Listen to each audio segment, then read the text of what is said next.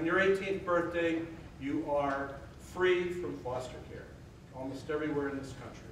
We have a project in Florida that is based a block away from the Salvation Army homeless shelter, because that's where the state agency drops the young people off on their 18th birthday with their belongings in a green plastic trash bag, if they have nowhere else to go, and many times they have nowhere else to go.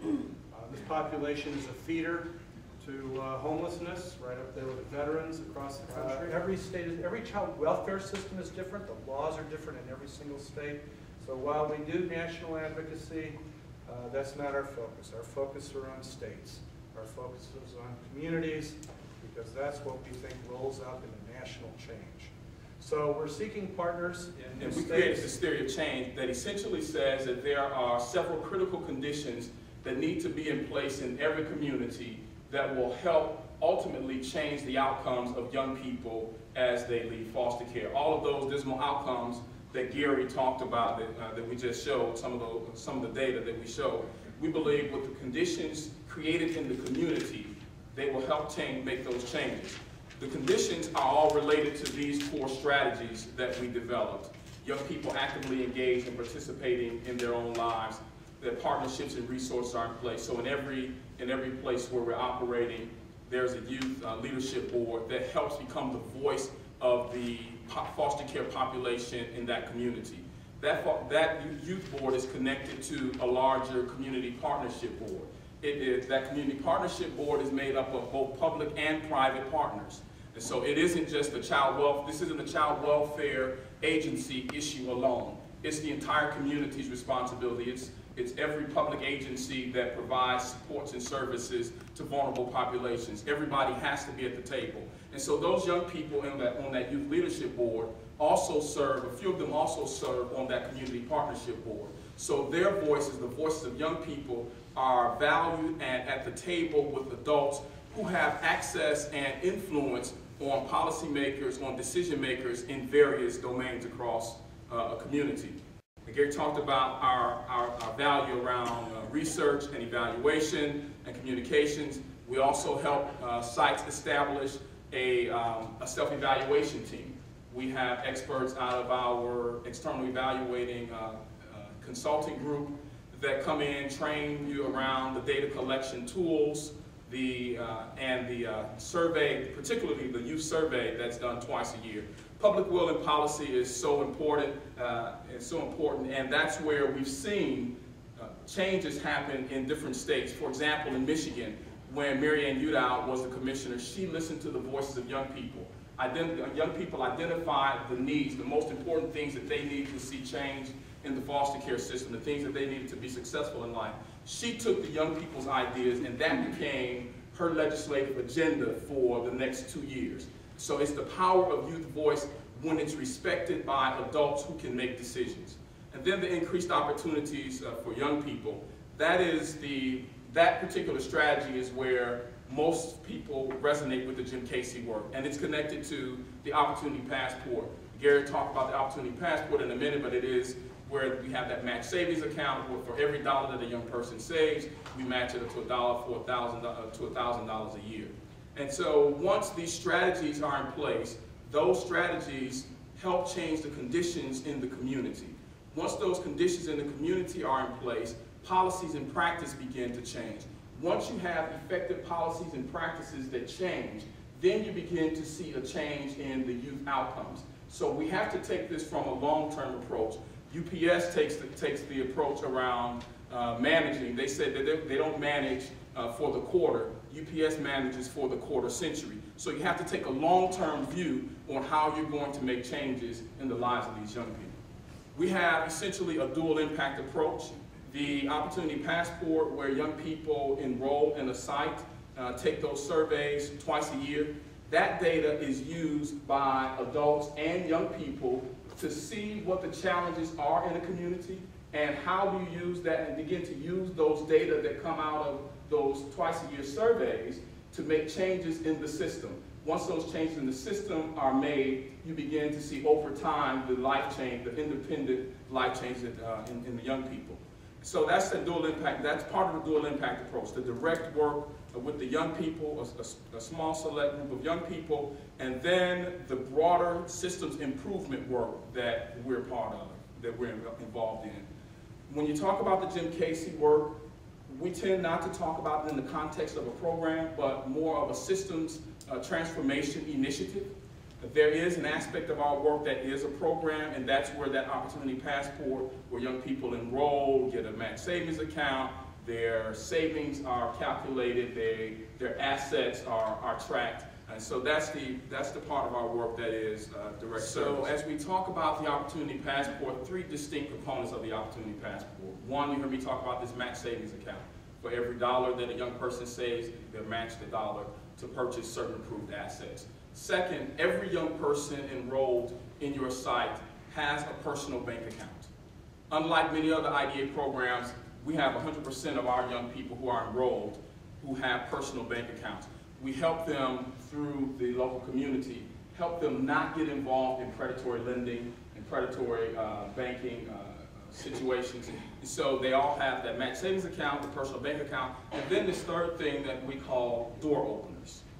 Door openers are things that you and I do for our own children.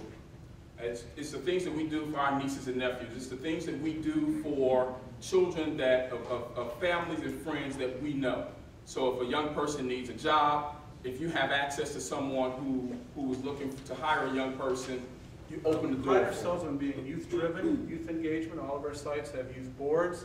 We have a Summer Youth Institute that we take about 20 young people through for 3 or 4 days to train them on how to advocate, how to speak, how to safely and successfully tell their stories.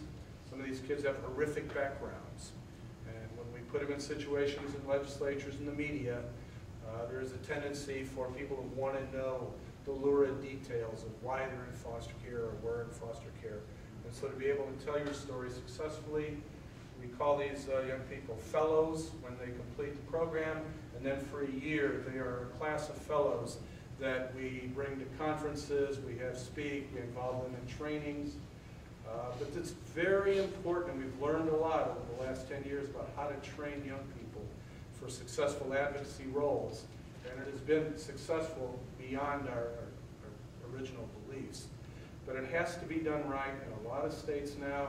Seeing the power of youth advocacy, especially in the states where we've been, where there have been real changes in legislation and policy as a result. So they want to do that. So they pluck kids out, set them down in front of a legislative committee and expect that kind of compelling testimony, and it doesn't happen, and you can actually damage young people this way. So we're very thorough and careful about training our young people. How do you talk to the media? How do you work in adult youth situations? So we track their jobs, their schooling, their housing, etc. in great detail. You've seen the broad outcome areas. Then we collect all that data, we house all that data, we turn it back to the local sites in usable form so they can look at their specific data, they can look at what they need to do, they can compare it to the national, they compare it to states that look like them, etc. We think that we have some of the strategies that we have seen now over the past 10 years work. We've got the data to back it up in terms of more often graduating from high school, more often getting jobs, etc. The things you think about. But what really drives us is improving the systems, because we're not about, this isn't the Make-A-Wish Foundation. We're not going to do something for one young person and feel good about it, although we do. If we don't change the systems, while we're at it, this is going to all be for naught, and in a few years we'll go on, retire, do other things, and nothing will have changed. And so we are very intentional about building the public will. The fact is, we are now in states, Michigan's a good example, we have Republican Governor John Stangler, then we had Democratic Governor Jennifer Granholm, now we have Republican Rick Snyder, and Jim Casey has thrived under all of these administrations. And it's because we created a constituency for this that doesn't let it go. Why do we still have beekeeper subsidies in the United States? Because there's a constituency that won't let it go. And believe me, young people won't let it go. They are terribly steadfast in reminding the adults of why we need to do this and why we need to keep pressing, very often motivated by their siblings. strong attachment to siblings, strong desire for attachment to siblings, and then very often that's what drives them. But it takes a lot of partners. It takes the young people, it takes the communities, it takes the public agency. We won't work in a state where the public agency isn't at the table and engaged. We think there's no point. And that's both foster care, juvenile justice, education, etc. We put a lot of attention into media. It's my belief that if an issue doesn't exist in the media, it doesn't exist in the public policy agenda. You're not going to get attention for it unless the media is paying attention to it. And so we have a lot of efforts. This brain paper is part of that. How do we galvanize more attention? How do you keep people? People that they get tired of it, so they move on to some other topic area. We're constantly trying to find ways to renew their interest and their commitment to this agenda. Where did you learn to do makeup? Where did you learn to tie a tie? You didn't learn those in a group home. You learned them from families. We've got to get to that. We had a young girl from Nashville. She was adopted when she was 21, and somebody said, what's the point? You're an adult. Why do you want to be adopted? And she said, I want somebody that's going to walk my kid, walk me down the aisle. I want my kids to have grandparents. I want a family. So everything that we talk about, you can relate it back to your own experience and the people that you work with and you know. Yes, ma'am. I have a question. Sure. Do you mind if I still for like 2 minutes? Okay. First of all, sorry. My name is Lisa Guzman. I was a foster child and I'm still with Casey. Nice to meet you. Nice to meet you. Nice meeting you. This presentation has brought a tear to my eye only because I was a foster child. And I just want to let you guys know that Casey is still in my life. We're with, I'm sorry, really nervous. The headquarters is out in Seattle, I know you mentioned it. And because of Casey, I'm now in college. I own my own house. I own 2 cars. I have 2 kids. I'm a single mother. I'm a scholar with 9 scholarships. I mean, this program is amazing. Amazing. It has changed my life. They've taught me things that no one was ever going to teach me unless I learned on my own. Okay? So I really, really hope that this is going to touch you guys the way it's touching me right now. Okay? And I'm sorry to steal the floor, but I couldn't stay quiet. I'm in love with this right now. You have no idea.